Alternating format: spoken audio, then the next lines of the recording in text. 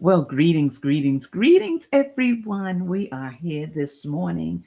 You are tuned into LKM Kingdom Living, Leslie's Lessons Learned, and myself, I'm Leslie Montgomery, and Minister Wanda are here to just talk to you and to encourage you to keep moving. What I used to say, Carlton Pearson used to say what his godmom said: "Keep on keeping on." And we want you to keep on keeping on, but we want you to keep on keeping on knowing that you have a shield, a strength and shield in Yahweh. So let's get started.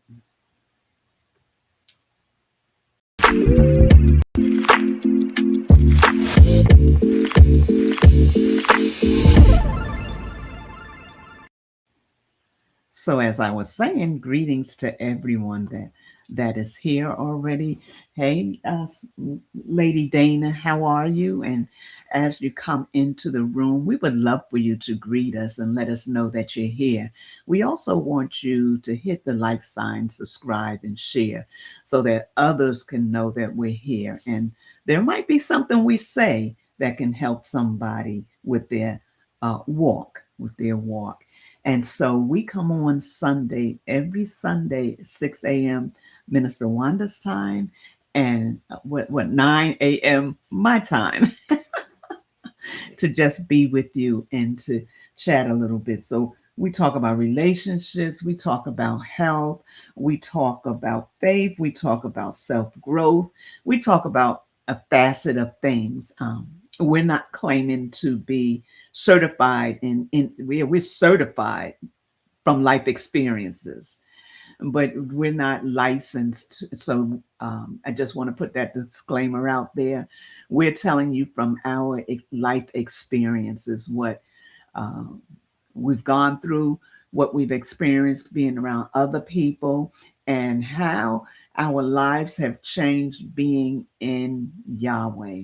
And I know Minister Wanda is grateful about that too, to be set free, to be able to see the word and understand it differently. That is powerful all by itself. Hey, Lady Daphne. So as we go through this morning, one of the things we like to talk about a couple of things, but oh yeah, thank you, Yahweh. Ruach. Let me pull out my mirror. I'm ready. I'm going on. And I heard, get your mirror. So I have my mirror. And when I look in my mirror, I don't see a person that is sad, a person that is broken anymore. I see someone that lives a life through Yahweh. And, you know, I used to wonder, was life worth living? I used to wonder, am I, am I, why am I here? What's the purpose? But I do understand now through spending much time with him, sitting at his feet and allowing him to change my thought process, that I'm here for a reason. And one thing about it is that when purpose is in play, purpose aligns you for your destiny. And we want you to understand that if you're still living, if you're asking that question, you're alive for a reason. Look, there's some of you that look in the mirror and you're saying, this is my last time. You're looking in the mirror, speaking to yourself. You're talking about suicide. You're talking about snapping out, or not snapping out like that, but leaving here. And I want to encourage you today that life is so much bigger than that, that you have to move beyond whatever you're going through and understand that there's a whole big kingdom living out here that you have to do. What you're going through is not the end. If it's the end, the Father's going to take you out. If you're still here, there's a purpose for you to be here. And I want to encourage you today that life is worth living and there's benefits every day. He's so powerful. Every day he loads us with benefits. That means he cares so much about us. He makes sure that we're not going through this world alone, that we're not experiencing life alone, but we're experiencing it the way He has tailored it to be for that day. So sometimes we need to look past what we're going through. Sometimes you wake up and you're like, I don't want to get up. I don't feel like it today. Okay, you have your moment, but don't stay there. Come up out of that moment, and realize that He is the reason, He's your purpose, and that He has a purpose for you. He created you with a purpose in mind. So as you continue your day, don't look at it as doom and gloom. Look at it as I have life and I have life more abundantly. And I want you to know today we talk about how a world without you is like a world without color. Did I say that right? A life without you is like a world without color. And we want you to know that we can't live life without you. You have a specific thing that helps us all be fitly joined together. And we need you. We need you. So, Minister One, I'm going to play the video and then I'm going to let you talk.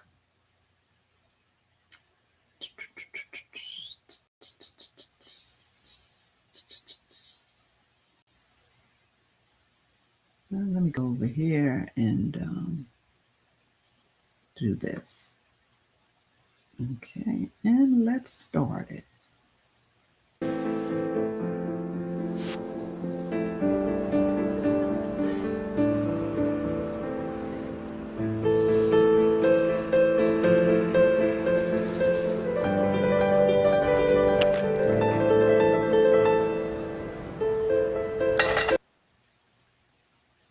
You're going to do this.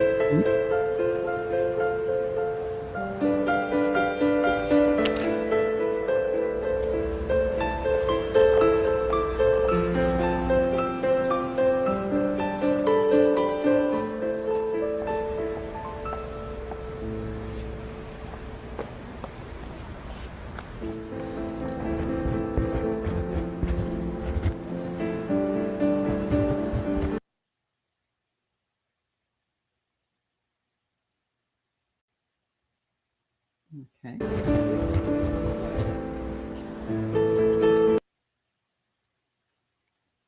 Let's see if it's going to.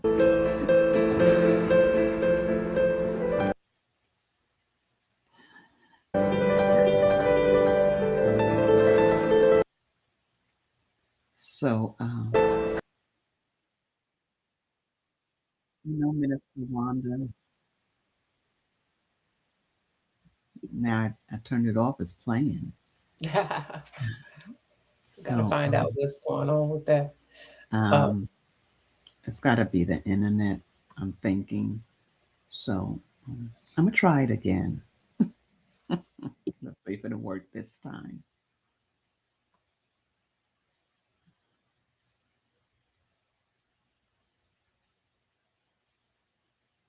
I'm going to share.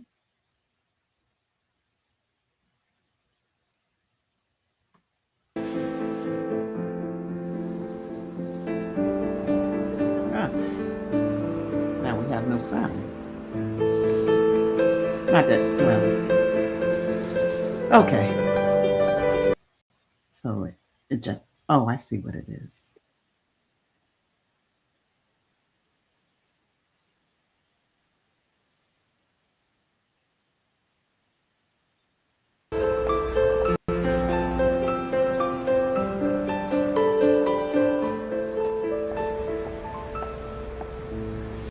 Yeah.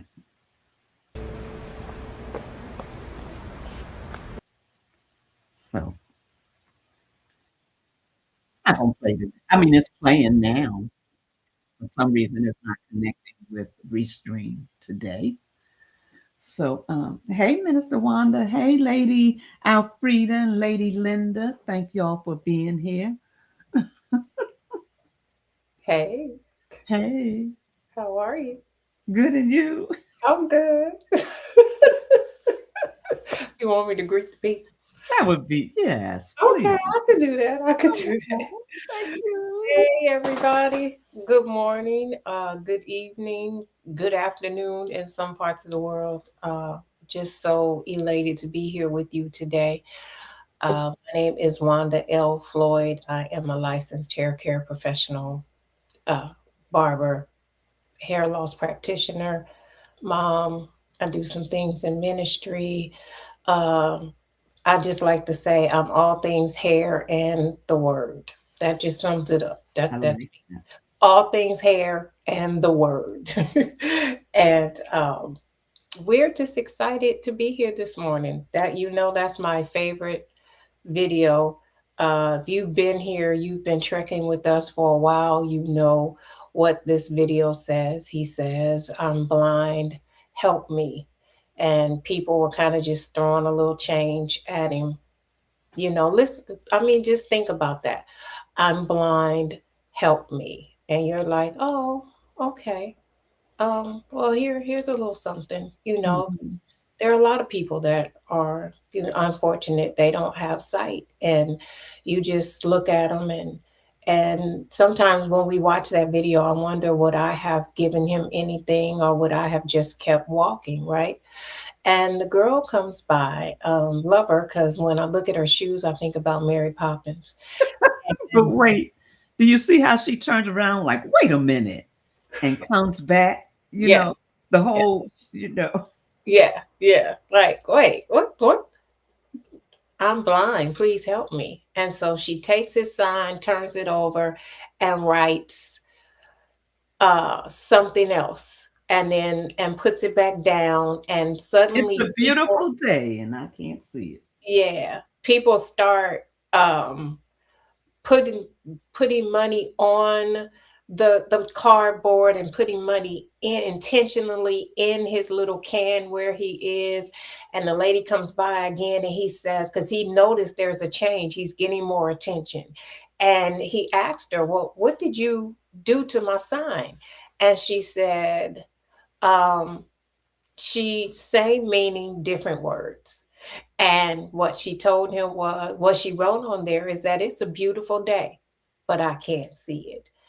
And just though that change of words changed everybody's perspective of how they viewed him. They're not just looking at him as merely someone that is blind, now they're thinking about his situation. Now they're thinking about, man, it is a beautiful day, no matter whether it's gloomy, because you will notice that it looks like it had just finished raining and she had sunglasses on. So that's me seeing from my perspective that she's saying, I don't care what it looks like outside, the sun is bright.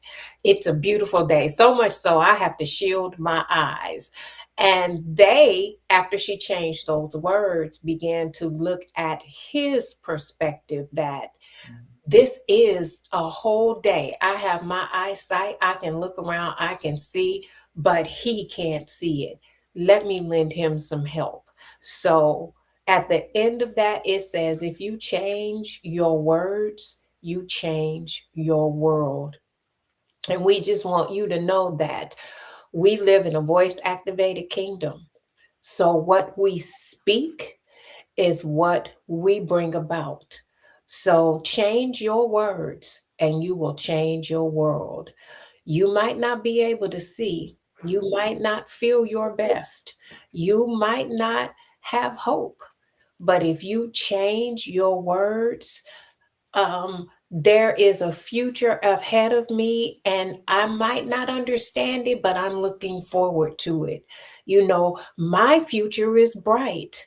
I might not have everything that I want, but I won't be here. Yahweh has always provided for me, and He will continue to provide for me. So just change your words, and you will definitely change your world. Yeah, that is so true, Lady Madeline. Hey, she threatened me yesterday. She gonna call you on me.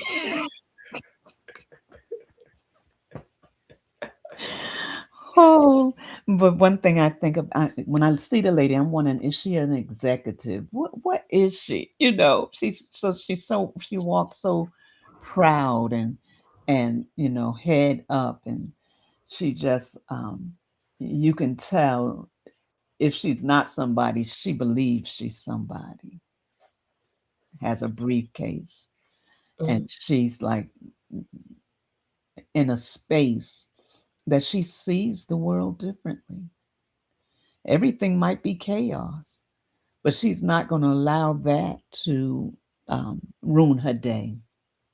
So, yeah, it's such a powerful statement, and how we see our day when we're going through does make a difference. It It does. might be the end of the world for some people, but do you have to see it that Yeah. I tell my children all the time, you don't have to have a bad day because things in it is not going right. You still have a choice to for your perception to be differently. So, in so many words, that's what the whole concept of that video is, your perspective of things. And like Minister Wanda said, his wording was not a lie, but Mhm. his wording didn't capture the heart of the people and the way what we speak. Even when you're going through, and someone will say, "Man, I can't believe you went through that like that." That's a test of time to testify of the grace that's within you. People begin to see the situation, as you said, differently because the words was different. My the words we speak change the mindsets of others. If you say, "Yeah, it's always terrible," that's what they're gonna be listening for every time you talk. This happened, that happened. This is wrong, that's wrong. And after a while, they just automatically know what you're going to say. But even when you're going through, hey, Brother Ben, and you say, "Man, it's a good day." It's, yeah, I'm going through some things. I was thinking about my birthday, and I was just thinking about it.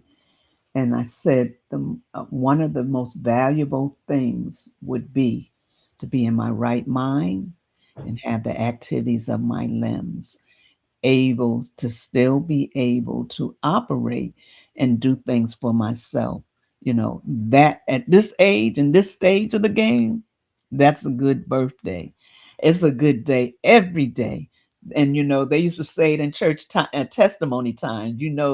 I have the activities of my limbs, in my right mind. Or they would say that. And when you're young, it's like just a cliche, but it's not. It's a real thing. What we begin to embrace for our own selves will make a difference, not just in our lives, but everyone else's lives. I was reading something this morning, and it was talking about how when we had the right perspective of life, we had the right perspective of Elohim, the light shines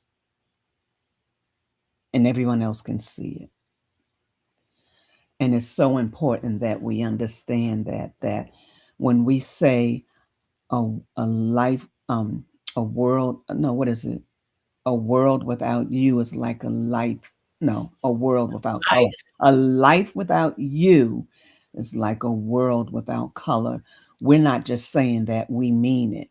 When we say change your words, change your world, it's because we mean it. We've experienced it and we know what that looks like.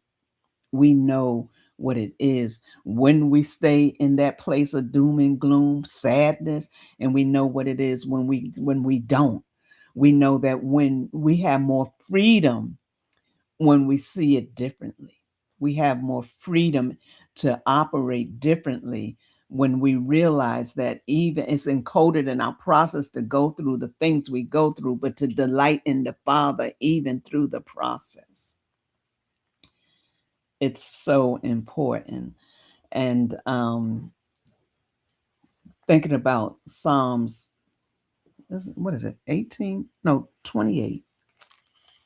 But I wanted to read just one verse in Psalms 27 and 7, it says, rest in Yahweh and wait patiently for him. Fret not thyself because of him who prospers in his way, because of man who bringeth wicked devices to pass.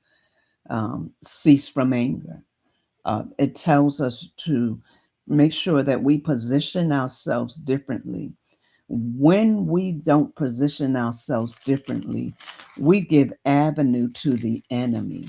When we see him and we begin to fear and fret because of what he speaks and what he says, and we think that he's greater than the one that's in us, it causes us to lose hope. We don't want you to lose hope. We want you to stay in faith, stay in the Father, and understand that he hears your prayer. He sees where you are and he will protect you because it is a promise. He promises to protect you. He promises to see you through.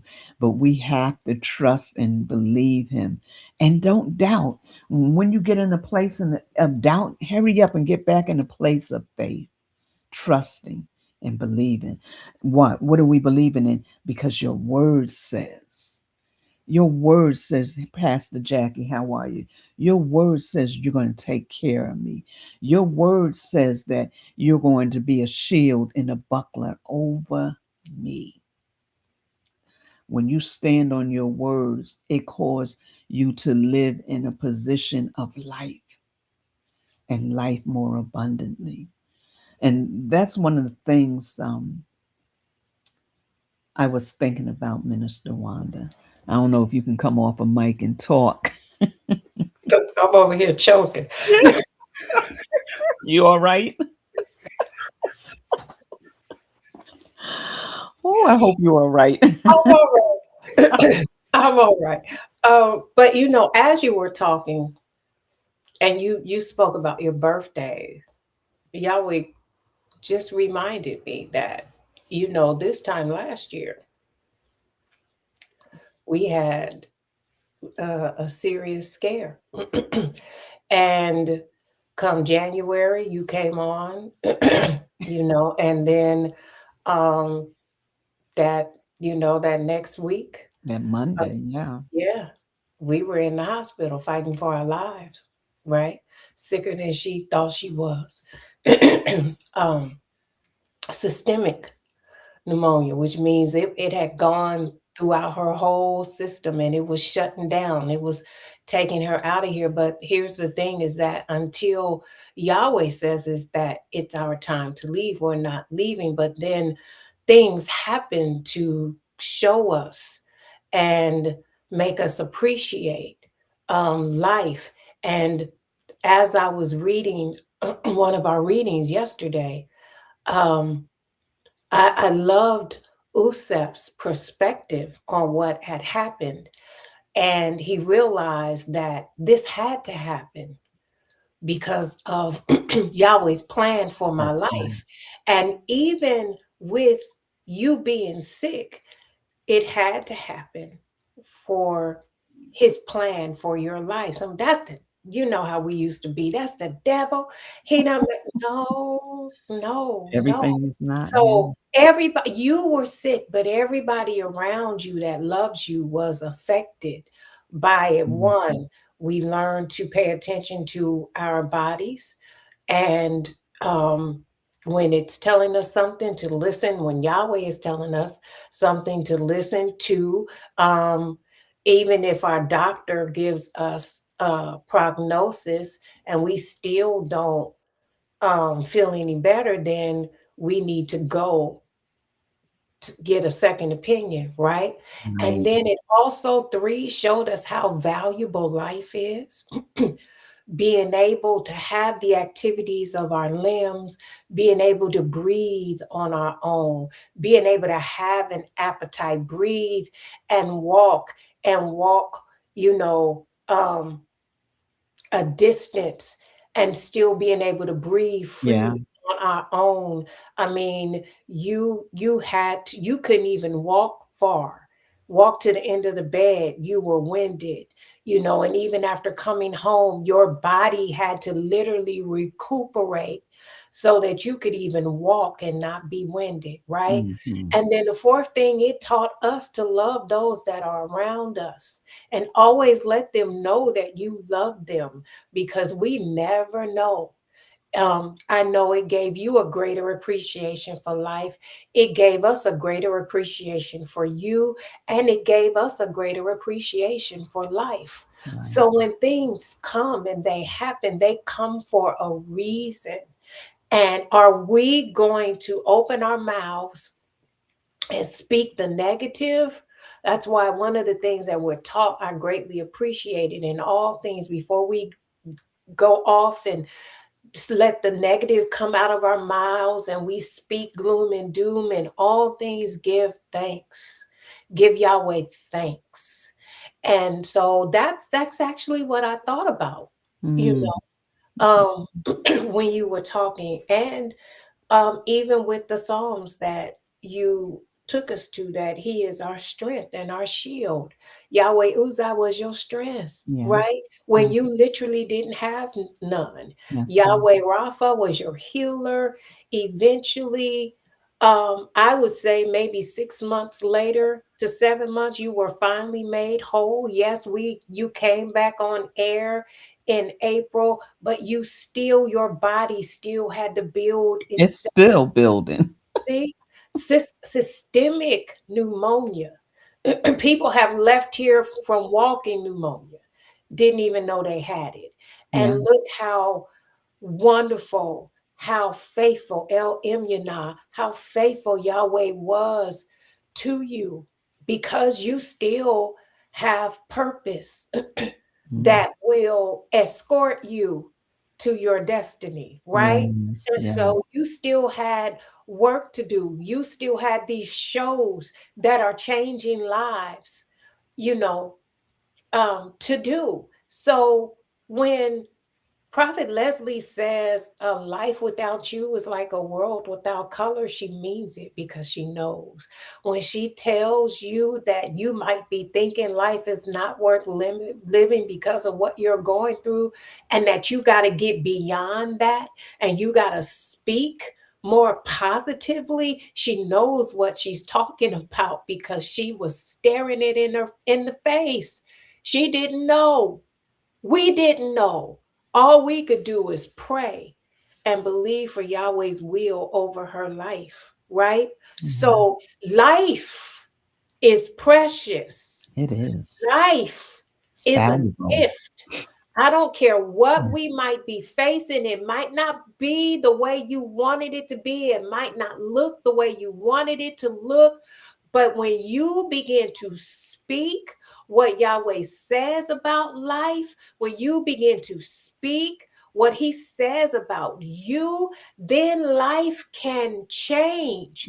But Yes. it will not change until you change your world, because when you change your words, you change your world and it changes your perspective. Yes. Yes. Yeah. That's so good. And but I got to go back because that Sunday you didn't have a voice. I was sick. Alicia and Mike was on. They had to carry the That broadcast. was so funny. She was like, "Well, Mike, I guess this our show now." Look at God. Oh, that was funny. That was so funny. But we had no idea. The father was so intentional that that was the Sunday he had them on, you know. And when I think about it, and it's so true, please, everybody, you're fine, you're fine, you're fine. Yes, it daylight saving time um, threw a lot of people off, but listen, when you come in, you're on time. You're right where you belong. Lady Michelle, I'm gonna be reaching out to you. I want to talk to you about something, but greetings everyone that's here. You know what I was thinking about, even in that process, and You had called and asked me a question about the word, and I I text you back, and the only thing you said was, "You need to go to the hospital." You was like, "Wait, what?" And I remember that so vividly. You was like, "You need to go to the hospital," but I still didn't realize. And this is not about me, but we're talking about it. So I didn't realize how sick I was to that Monday. And I didn't even know then. And my son-in-law called my daughter because she was at work, and she usually worked from home, but this day she was at work. And he said, "I'm making executive decision. I'm taking her to the hospital." And when hey Adrian, when he took me to the hospital, it was just in time.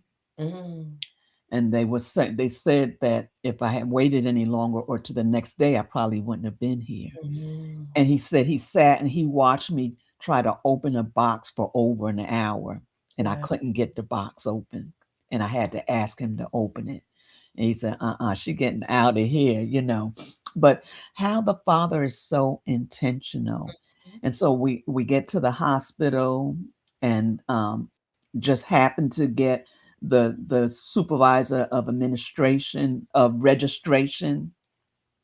She See? was out there helping them with so many people. They were lined up on the wall. They was in the hall on stretchers and stuff trying to be seen. They could not get her blood pressure.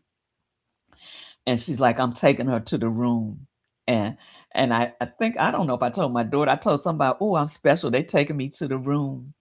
And when they got me to the room, it was three nurses working on me, a doctor, and then I'm like, "Y'all just overtaking me," or something like that. I had no idea that they Mm, was trying to keep me alive. listen. And that was the only room left for them to take anybody to. So the doctor comes in, and the doctor says, "You in the psych ward. Are you a psych patient?" I'm thinking I'm all special. It was the only room left in the hospital. That room was for me. And I was like, "No, I'm not a psych patient." But they began to work on me. They had to wash me. I couldn't even wash my own self. They had to wash me. They had to. Only thing I was able to do a little was to feed myself. I had no strength. One of the things that happened was, might be a little bit too much information, but I couldn't even urinate. By the time I got to the hospital, my urine had stopped even flowing. And so one of the things you talked about, and life is so valuable, life is so precious. And to consider that he touched you with the finger of love and woke you up this morning in your right. There's people that woke up that are paralyzed, that wasn't paralyzed when they went to bed. There's people that woke up that can't see, that was seeing yesterday. There's people that woke up that can't hear, but yesterday they was able to hear. There's people that woke up and their whole life has been turned upside down, but it wasn't that way. My sister was telling me, my cousin, he's a boxer. He's a well-known boxer. He's been on Creed and different things as an actor.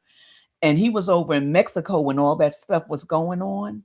And he was talking about how fearful it was. He said when he went to bed that night, everything was fine. When he woke up the next morning, everything was chaos. They couldn't leave the hotel. They couldn't do anything because the war that was going on. And I had asked him to come on the show. He told me he would be glad to, but I haven't had him on yet. But he said that they came and said, "We found one way out, but we gotta go now." And he was saying how even in that they were fearful, but they didn't know who they could trust and couldn't trust, and they had to take them guys at their word. and they got them to the airport, and they said they was killing people, shooting people. Can you imagine being over in Mexico? One day is fine. And that's not just Mexico. I'm just using that as an illustration. And when he woke up to chaos. Everything was peaceful the day before, and to hey Ash, and now it's no longer peaceful.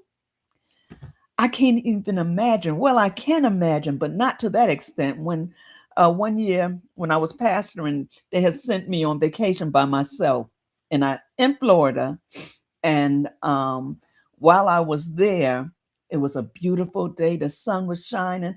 I had just gotten a massage, and I came up in the lobby. All these people are lined up in the lobby with their suitcases and stuff. And I asked one of the workers, I said, "What's going on?" And he said, "Oh, you got to evacuate. There's a tornado coming through." No, they never came down. They never interrupted what was going on.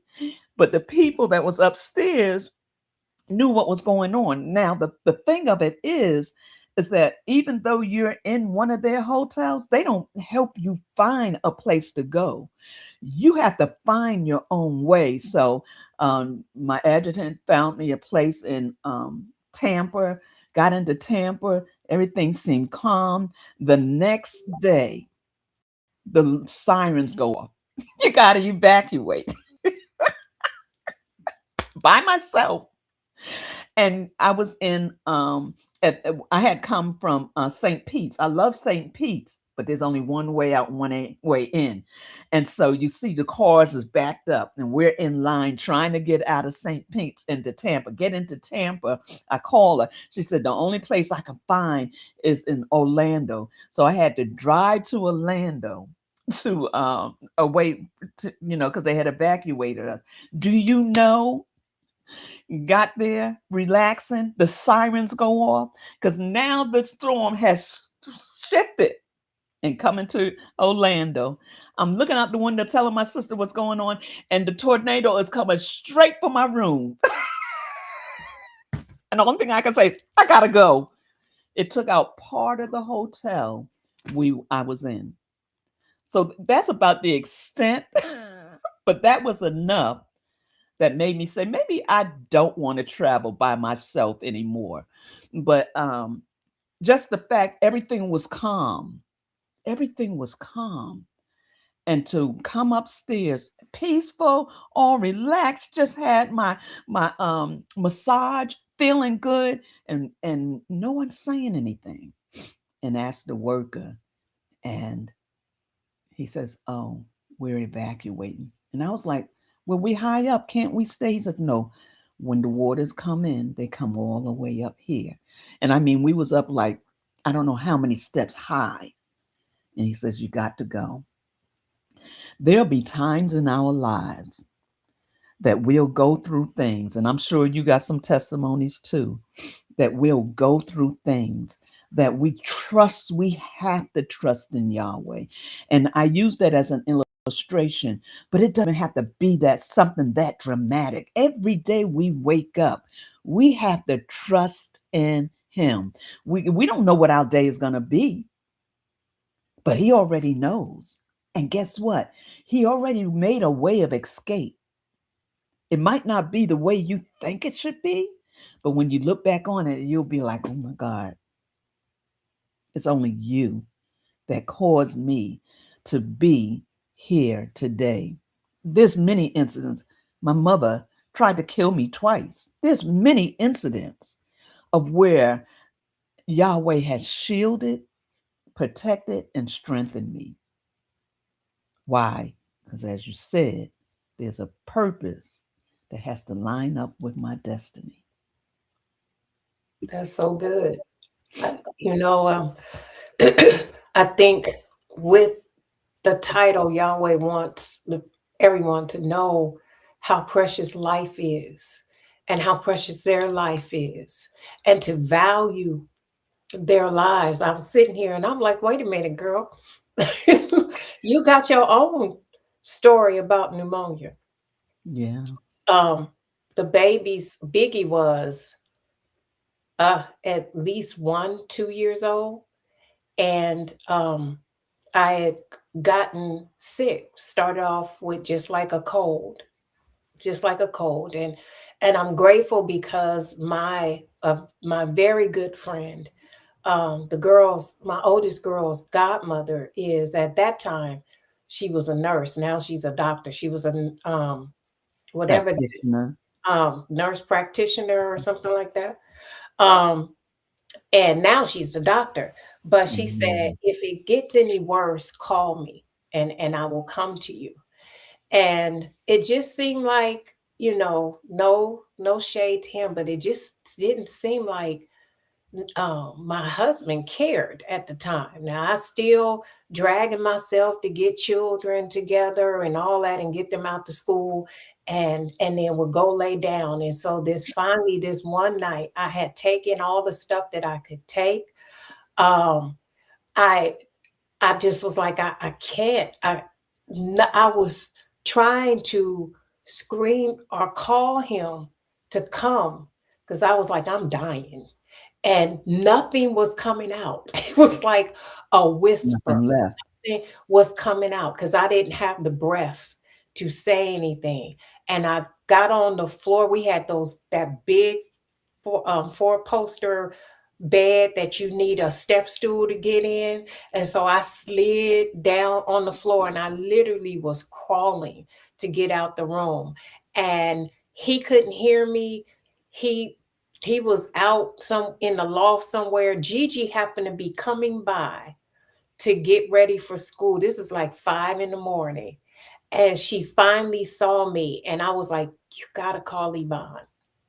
So she gave me some medicine, called Yvonne. Yvonne came, um, and she's like, we got to get her to the hospital. And she was like, you got pneumonia. She was like, you got pneumonia. I was like, I ain't pneumonia.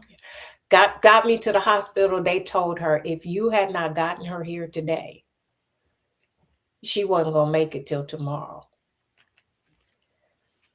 Life is so precious. Again, you're not going to leave here until he says for you to Until. leave here. But again, like you said, he was my strength. He was my shield because my husband wasn't hearing me. He wasn't listening. I didn't even have the breath to speak. Gigi just happened to be coming by. And I promise you, all I was saying was a whisper, help me, help me. That's all that was coming out. And Yvonne got me to the hospital just in time. But Yahweh Uzai was my strength. He was my shield. Listen, life is precious. It is so precious. Life on this earth is a gift. If you were Yes. born in this world, He has a purpose and a plan for your life. Appreciate every breath that you take. Appreciate being able to blink your eyes and see as far as you can see. Even if you need glasses, appreciate the fact that they have something So, invented to help you see better. If you can raise your hands, if you can bathe yourself, if you can get yourself dressed, if you have the faculties of your mind, you can think for yourself. And even if you might have a situation where you might not be able to do all of those right. things, you are still here. Bless. You still have a purpose. You are still breath. You still have blood running through your body. You still are breathing. And Yahweh loves you. And He is Yahweh Rapha at any minute. All He Oh, has to yes. do is speak a word, and your situation, your circumstances, your issues can instantly change. Hmm. And I think about when you said you he had your daughter come by at that time. It was intentional. Mhm. He is so intentional with our lives. Hello, Elder Rogers and um, niece Tiffany. Thank you for being here. He is so intentional with our lives. And if we ever understand his grace and mercy towards us. If we ever understand, what's that? Let me see. Uh, where is it? It'll come to me. Oh, if we ever understand how much he loves us, Yes. he said, he told, was it Moses? He said, I know it was Jacob, Yusuf, which is Joseph. I know Joseph told his brothers, and the thing about it, he began to cry after Yeah. the father died, and he said, he was like, y'all don't even know. Cool. Y'all don't even know. They Yeah. were still being cunning. They're like, let's tell him that daddy don't want. They were still They're having scared that because they were same scared. mindset Yeah. because of, I'm not going to say being trifling, but No, because, they were trifling and wicked and um I was thinking either disdain or hatred, and I had to ask yes, Chat GPT which one is worse, disdain or hatred, and they said disdain is worse than hatred. And I'm like, wow. And it showed me in that story, I love Yahweh so much. It showed me that those brothers, because of their disdain for their brother, and we got to look at Jacob for that. Um, but that's a because whole, it's that's a the whole nother lineage. one, right? But their disdain, they really didn't even know their brother's character. And they're like, we've been wicked, we've been evil, and now daddy's gone. He gonna get us He gonna for get all he us. gonna get us for all the stuff that we did. And he's like, no. His heart, Huh. his heart was so different. Yes. And he was like, it was like he was saying, what are you talking about? Can't you see what the Father has done? You meant it for evil. Come on. You're the evil one. But the Father had a purpose, and my purpose lined up with my Ooh, destiny and yeah. caused you to not have to go through the famine, not to have to go through a time of despair. Not only that, I got to spend 14 years, 17 years with my father that I missed because of your. I'm just talking. I'm just talking now. Lady Lindo, thank you for being here. Just the fact that he knew his purpose. Uh, Just think if he didn't know his purpose, what might have happened. He whipped their tang a little when they first came. He put them through, you know, he did. He did. He did. but But even with because of that, the Prophet, love. go ahead. I was when you I had to stop you, then I want you to finish. When you said he put them through for, a little bit for a minute, but the end of that was because he remembered how they treated him Yeah, because of who he came from.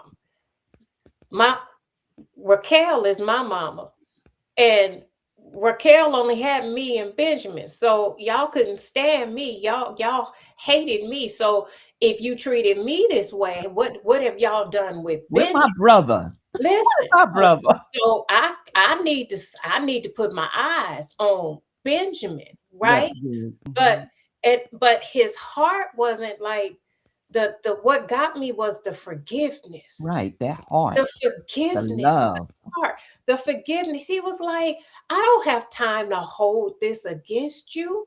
We didn't understand it. I didn't understand in the beginning what the dreams were about. But then at a certain point, I then understood what the dreams were about. And this had to happen. You had to feel about me the way you did so you could put me in that pit and so I could be sold and then gone into Potiphar's house. His trifling wife, that heifer, had to come after me so I could be put in prison. But Yes. even in Potiphar's house, Yahweh, my Elohim, was with me. He favors me because I have a relationship with him.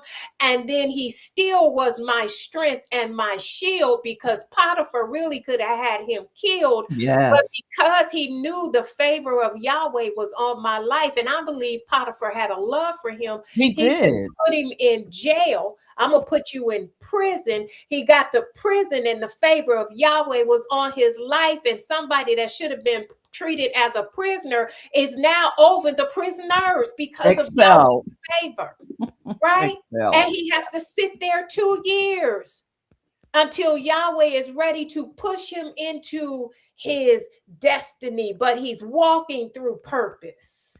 He's walking through purpose. And finally, after 2 years, he comes before Pharaoh. Pharaoh has these dreams that even his wisest men could not interpret. And he tells him, I can't interpret it, but Yahweh can. Oh, And yeah. it's all a setup, because there's going to That's be right. 7 years of plenty and 7 years of famine. But Pharaoh, you have to be able to store enough away to get the nations through this famine. He's like, well, will I find a man that Uh-huh. is more Uh-huh. smarter than this man who stands before me right now to hear from Yahweh? Here, the one that was despised and rejected. Come on, Yeshua, the one, Joseph, who was despised and rejected by his brothers. Yeah. He was abused and misused, thrown into a pit, lied that he was dead to his daddy, is now the next one in charge up to Governor. Pharaoh. There was no one who had more power than Usif except for Pharaoh. That's And right. Pharaoh even said, and over my house, you can rule my, take care of, reign, control my house as well. That's how much power Usif had. Yes. And so when his brothers come and they're like, okay, daddy's dead. Daddy said that you might not want to deal with us. And he's like, what are y'all talking about? He had love. You meant it for evil, The but purpose. Yahweh meant it for good. It You gotta had know to your happen. purpose. Come on, You because gotta know your. nations needed to be saved. That's right. Oh yeah. My bondage, my affliction, my mistreatment, the hate you had for me, the disdain you had for me, Yahweh had a purpose to save nations. Hallelujah.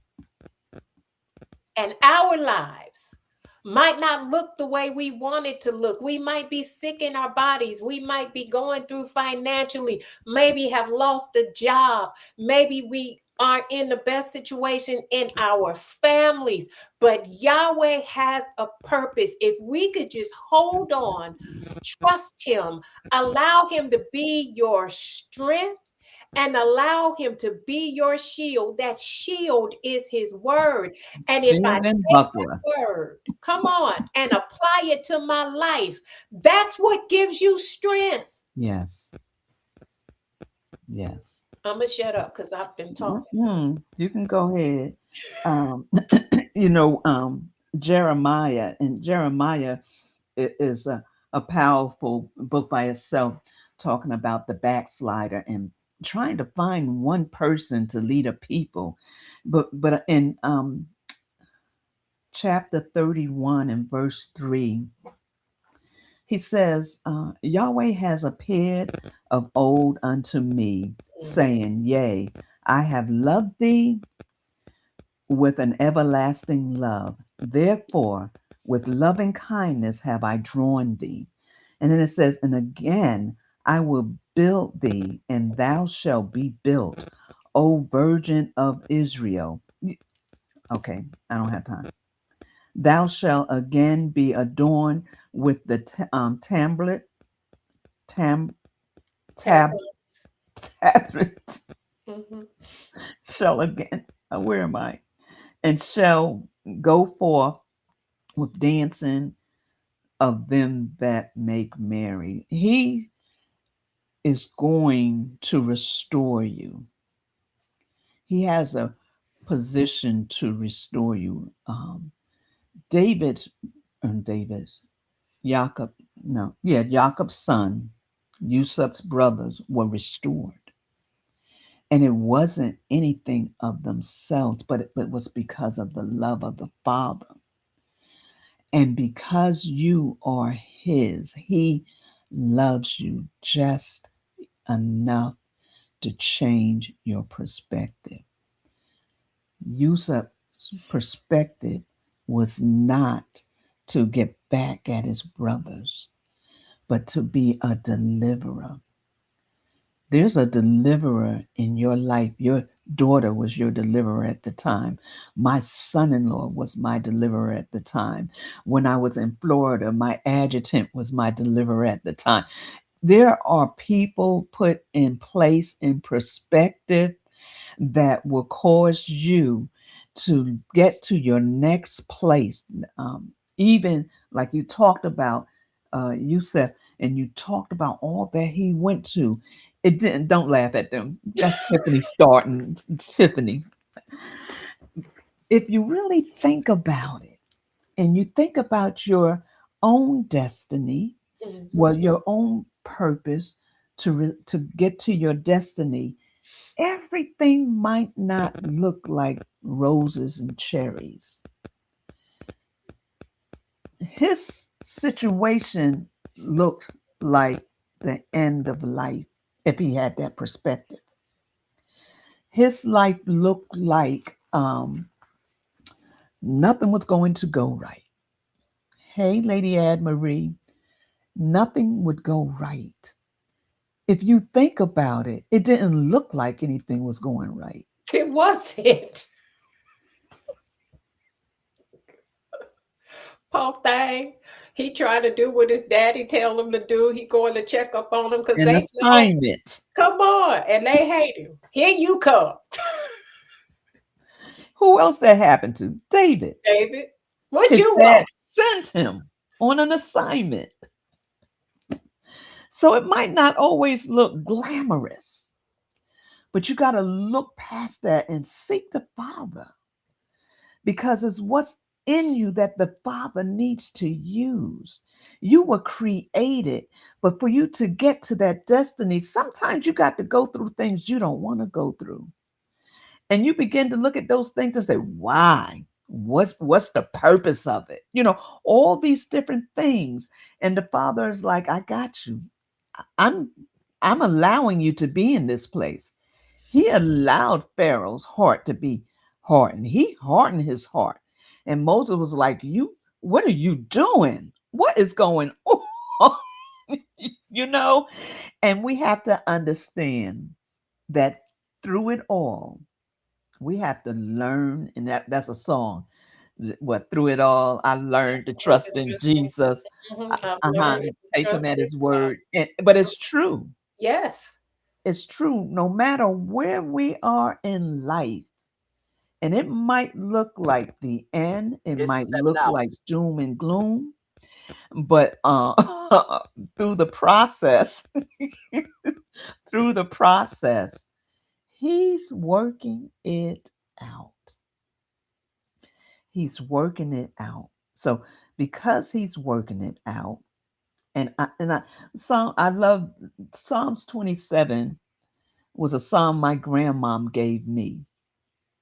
And I was going through with my mom and my dad. They was just having their own personal things, and some things had happened. And she says, I want you to read Psalms 27 every day. And I would read it every day. And it talked about when thy father and thy mother forsake you, then he'll take you up, and that he is our protector, that he will see us through. And at the end of it, it says, wait on him. It don't say, it says, wait on him. Be of good courage, and he will strengthen your heart. He's a heart strengthener, a way maker. When you feel down and when you feel weary, and you feel like there's no way out, he says in his word, many places, be encouraged. Why? Because I'm going to strengthen you. He told Joshua, get up. I got you. I'm going to strengthen you. Told him several times. The one that taught him and led him and instructed him and built him had passed away. Some of you are going through because someone has passed away and you feel like you can't go on. Joshua was mourning, couldn't get up, and the father had to come and minister to him right where he was. Whenever you see certain stories, Jeremiah, the weeping prophet, or you see Elijah, different ones, in whatever predicament they found themselves in, the Father came and met them right where they were. He will strengthen you, he will build you, but you can't say but and stay in that place. When he says move, you got to move. When he says get up, wash your face, don't lay in that bed anymore, you got to get up. You got to move. You can't allow your situation to burden you down so much that you are paralyzed.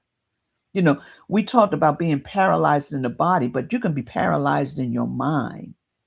You could be paralyzed where you can't move because of situations, because of maybe a mistake you made. Maybe someone did you wrong. Maybe, you're embarrassed because of something you've done. Whatever the situation is, he's a shield and a buckler to you. And he'll strengthen your heart that you can make it through. Tammy Faye used to say, you can make it. No matter what you're going through, you can make it. She used to sing that every camp meeting. But it's a real statement. And I don't want you to just make it. I want you to make it understanding the value of your light, appreciating, not embracing the pain, but appreciating the love that the Father has for you. That you'll no longer stay in that place that makes you feel hopeless, that makes you feel less than a person, that makes you feel like you can't go on. Change your words, change your world. You wanted to say something, Minister Wanda? Ooh, come on, change your words, change your world. Listen, we all have a purpose and a plan. It might not look like it. What is the purpose and the plan, and why am I going through this? At 21, I was raped. My oldest son is a product of rape. I wanted to have an abortion. My daddy seemed like he just figured it out. I had to sign up for Medi-Cal to get it, and seemed like he knew what was going to happen, and he wouldn't sign for me to get the Medi-Cal, and he made me have this child. But Yahweh had a purpose. That's my oldest son. I later on, I was married, and I've had altogether 8 children. That marriage ended up in divorce, and I had to raise 8 children by myself. I was on food stamps, I was on Section 8, and I still worked every day. Yahweh allowed me. He was my strength. He was my shield. He allowed me to raise those 8 children by myself, kept them in church. When I needed a car, he provided a car. When that one broke down with tow-up credit, he provided another car.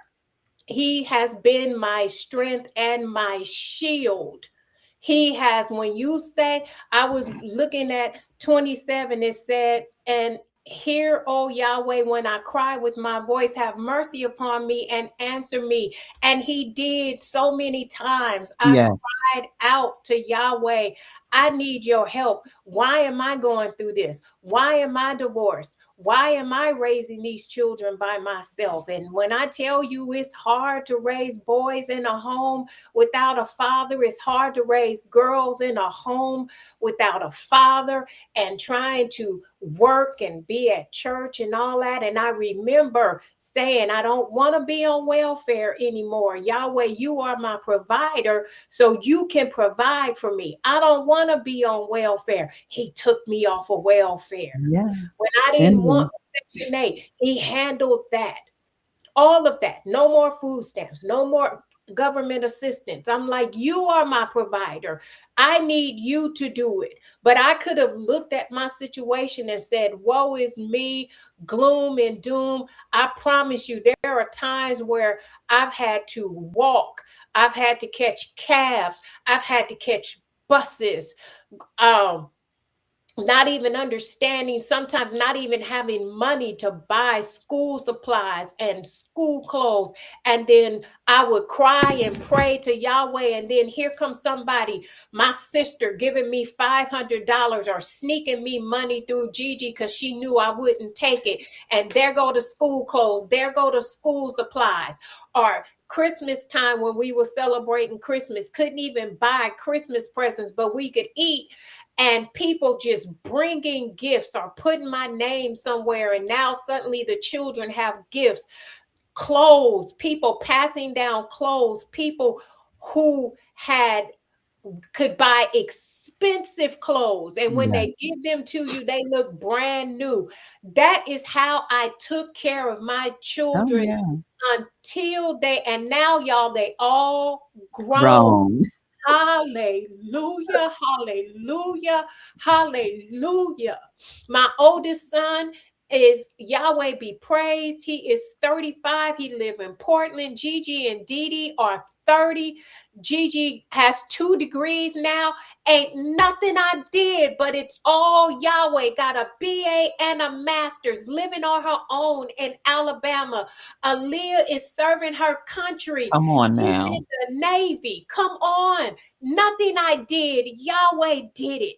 I watched Aaliyah, y'all. I'm trying to tell y'all, I don't care what it looks like.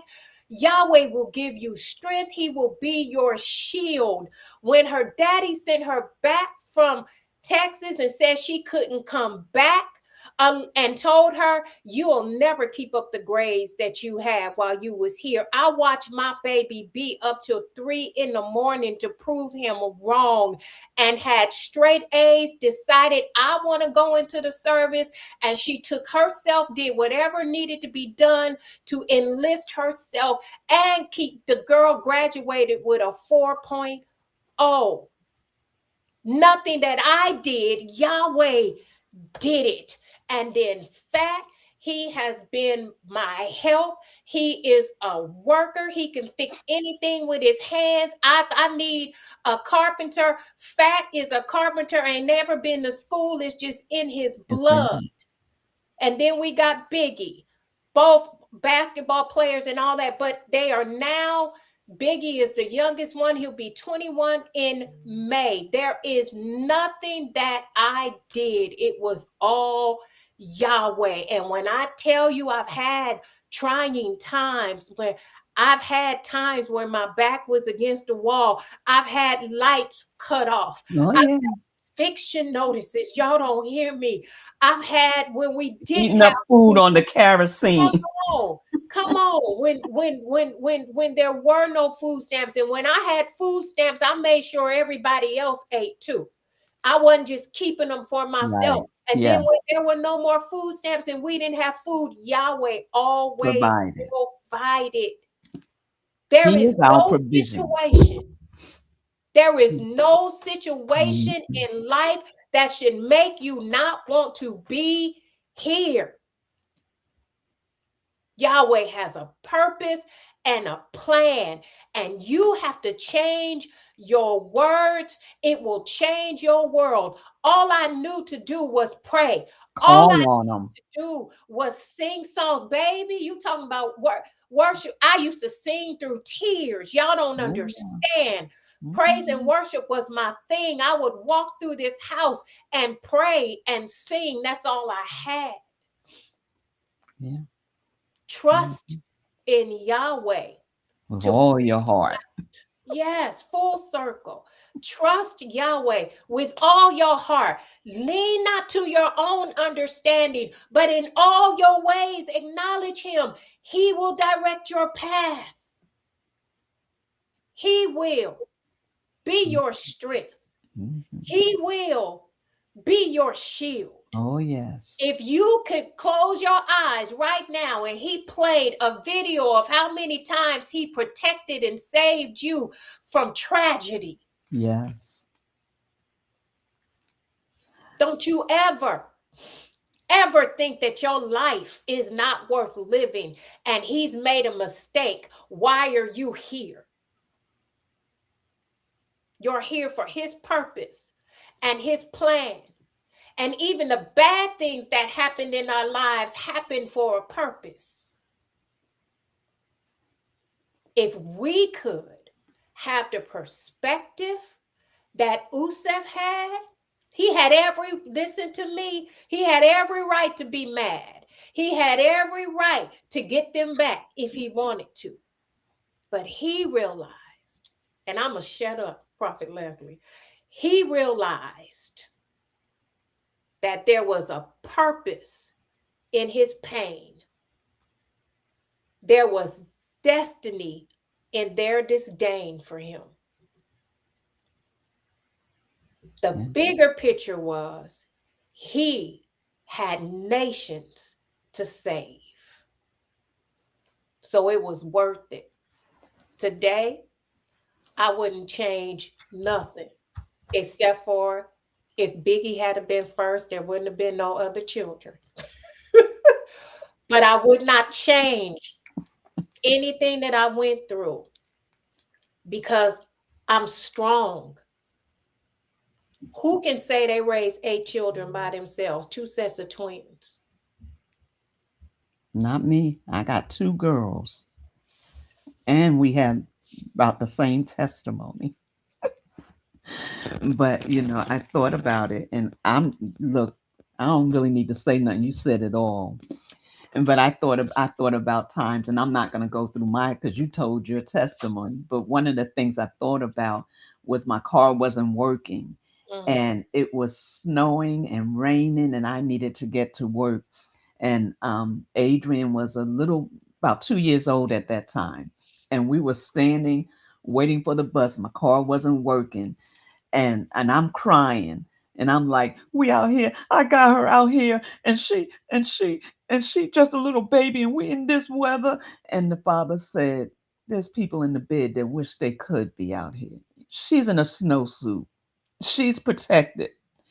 And that began to change my perspective, because I had my pity party. Mhm. I'm out there in the rain and snow, and we get to the job, and the water was so high we had to walk through the water.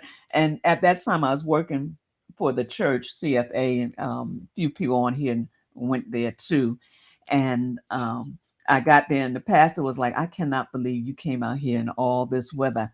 I had a job to do. But there were so many incidents where I can say that it was nothing but his grace Yes. that brought us through. It was nothing but his, like you said, he was so intentional. But you got to have a testimony. Yeah. You got to have a Yeah. testimony.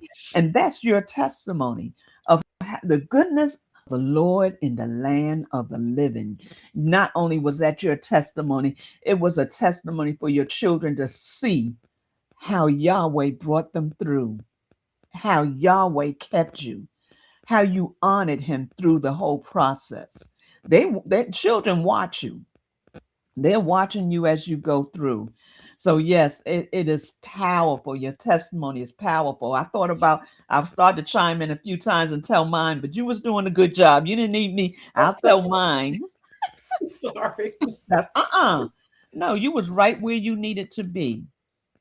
But the fact of the matter, Each one of us have a different testimony. We might have some similar things, Mhm. but we all can say it was his grace and his mercy that brought us through. And Yeah. I'm just so grateful today to be able to say that I stand here today because of his grace and mercy. Did I do everything correct? No, I did not. Woo! But Yeah. because I asked him to forgive me, Yes. because he says, "Come unto me," he told me to give it to him. I repent and I repented. There's some things that took me through a process because I didn't know how to let it go. Mm, that's good. You gotta be able to let those things go. You gotta ask the Father forgive you, but you gotta forgive yourself, which is a whole nother process. Good morning, Bishop Brooks. So happy you're here. You gotta be in position that you're able to release things and allow him. It might take a process. Everything doesn't happen at one time. But when you begin to seek his face while he may be found and Yeah. begin to surrender those things to him, each time it gets lighter and lighter and lighter.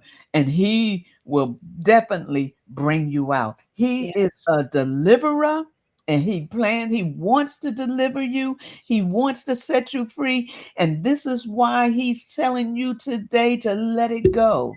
This is why he's telling you today that you might be in the lion's den. Um, Daniel was in the lion's den at the age of 80. Mm, At the age of 80, but he was in there. A lot of times we think that he was young like the three Hebrew boys, but they were young, but he was in his 80s, but still in the midst of it, he trusted in the Father.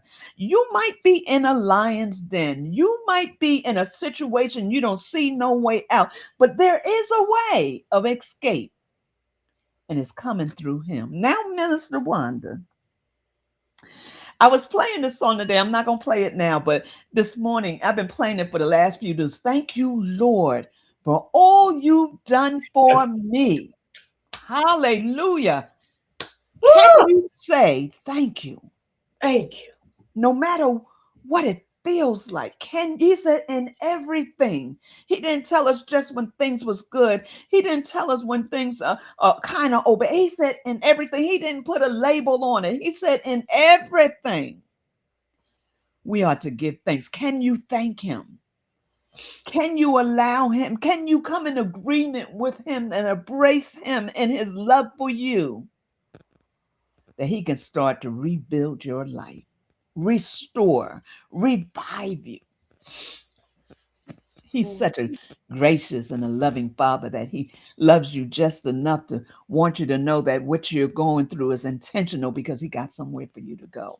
yes. He has something for you to do. And we're just so elated, so grateful that He is our provider, provision. He is our waymaker, and He's making ways out of no ways for each and every one of us. And yeah, you might be in tears. You might not know where the next meal is coming from. You might not know where you're getting your gas money from. But I promise you, next week you'll look back and say, "Oh, I forgot," because He made a way. Yes. Because He made a way. So, listen, there's an event coming up. Oh gosh, sorry about that. There's an event coming up, and we want you to be a part of the event that's coming up, which is Minister Wanda's event. And Minister Wanda, you want to talk about it? So next Sunday, so excited. Next Sunday, uh, Enough is Enough is happening March the 15th at 3 p.m. at the City of the Lord Zion. We literally are coming and allowing Yahweh to deal with us. That's the purpose. We are coming, we are giving everything to him. Enough is enough. Enough procrastination, enough self-doubt, Enough being impatient while I'm waiting. Enough of listening to the voices, the negative voices, the voices that make me insecure, the voices that make me think everybody is doing better than I am, the voices that lie to me and say that I'm not needed, I'm not worthy, I'm not valuable, I have nothing to say. We are learning how not to procrastinate, how to wait on Yahweh and trust in Him. We're learning that we are valuable, not just speaking out of our mouth saying we're fearfully and wonderfully made, but we're going to leave there in the confidence of knowing that Yahweh birthed me in this earth for a purpose and a plan, and we're going to learn to trust Him and walk in His righteousness and do what we're called to do. We are coming next Sunday to take our lives back and lay them at the Father's feet and say, not my will anymore, Yahweh, your will be done. And whatever it has been hindering me, whether it's the enemy or it's me, myself, we are allowing Yahweh to deal with it and take it. We're handing it over to Him. So we have some wonderful speakers. We have Alicia Johnson, who is one of our speakers. We have, and she will be speaking on the process of being impatient while waiting. Then we have Prophet Leslie, who is going to speak about silencing the voices when we're listening to everybody's voice but Yahweh's. And then we have Nicole Holmes, who will be speaking about self-sabotage. A lot of us know about how things have been handed to us or we've been blessed with or Yahweh has opened doors, and then we self-sabotage ourselves. And then I will be speaking on procrastination, and then Dr. Mathis is our keynote speaker. However Yahweh decides to use her, she will be closing it out. It is going to be interactive. We are going to be doing some exercises, writing some things down, doing some self-examination and writing those things down, writing out prayers to Yahweh. There, it will be interactive. Yahweh has promised me that everybody that has made the effort to come, He is going to answer our prayers and meet us there. So I'm excited about everyone who has registered, everyone that is flying out of town to come and be here with us. I am ever so grateful. You're coming to meet Yahweh. I know I will see your face, but we're coming to meet Yahweh. And so it will be, I am working with my son, even if I have to sit there and hold my phone during the event. I am working with my son so that it will be live streamed so that those of you who could not make it, you will still get to see the event and the speakers. Amen. Listen, planes, trains, or automobiles, if you can get there, be there. I want to thank you, Minister Wanda. This has been, and yes, Pastor Daphne put, in everything, give thanks, for this is the will of Elohim in Yeshua HaMashiach concerning you. Yes. Concerning you. Yes. So intentional. It's His will. His will. That you give thanks in everything. Yes. Hallelujah. So we thank you. Thank you for being here today. And next week when you hear from me, I'll be in Cali. be in Cali. And let me just put this disclaimer out there. I shared that part of my testimony because he told me to. He told me to share it. Okay. Um, so if anybody, child, that was too much. He told me to share it. I believe, well, I ain't gonna believe somebody needed Yes. to hear it. Yes. Somebody needed to hear it because you need to hold on. That song, there's two. Hold on, help is on the way, and then hold on just a little while longer because everything is gonna be all right. Gonna be all right. When we look at Usef, it wasn't all right away. It took a minute for things to be all right. And And even in that, the position, the father didn't even let anybody, let his brothers come and let his dad come till he had his heart. yes, yeah. So it's gonna be all right. It's It's gonna gonna be all be all right. right. It's Elder Rogers, every one of us coming. It was not a walk in the park. Every one of us got a testimony of being able to come. If you hear our testimonies, you're not alone. That's all I want to say. You're not alone. I promise you. we're gonna have a good time. Ooh-wee. He promised to meet us there. We say that all the time. You know, if it's a fight, they're the reason. He promised to meet us there. So all this week we will be in prayer. Y'all know Dr. Mathis now. Say That's her first name. I niece her. Anissa. I niece her. Dr. Mathis is, she in there laying out. We child, I listen. We might walk in there and just fall out on the floor. I'm just excited about what Yahweh is going to do. And here's our assignment. Our assignment is to come in expectancy. Prepared. Come expecting him to do whatever it is that you've been asking him for. Expect him to. And I hear it again. Ask, keep on asking. Seek, keep on seeking. Knock, keep on knocking. Because when you ask, he will answer. When you seek, you will find. And when you knock, the door will be open. Who asks and will not receive? Go ahead. No, I got to sneeze. I'm sorry. Oh, Amen. who, who will ask and not receive? Who will seek and Yahweh will not allow you to find? Who will knock and he won't open the door? So keep on asking, keep on seeking, keep on knocking, and he's going to meet us there.